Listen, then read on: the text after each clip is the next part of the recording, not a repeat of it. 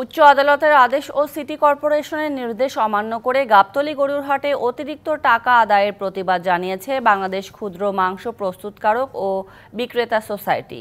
দীর্ঘদিন ধরেই এমন অভিযোগ করে আসছিলেন ব্যবসায়ীরা। এরই ধারাবাহিকতায় বুধবার সন্ধ্যায় আলোচিত মাংস বিক্রেতা খলিল সহ রাজধানীর বিভিন্ন এলাকার ব্যবসায়ীরা আসেন গাবতলী গরুর হাটের ইজারা কক্ষে। সেখানে কয়েক দফায় আলোচনা হলেও হাসিল আদায়কারীরা রায় মানতে নারাজ। তবে এ রায় না মানলে পরবর্তীতে আইনি ব্যবস্থা নেয়ার কথা জানিয়েছে ক্ষুদ্র মাংস প্রস্তুতকারক ও বিক্রেতা সোসাইটি। 400, 500, 800, 1000, 1200, 50,000 টাকার উপরে প্রতি 10,100 টাকা নিচ্ছে।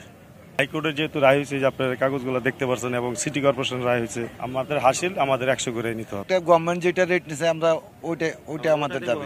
হাইকোর্ট যেটা রায় দিচ্ছে আমরা ওটার পক্ষে আছি। আমি সবাই সকলেই হাইকোর্টের পক্ষে, কেউই হাইকোর্টের বিপক্ষে যেতে পারি না।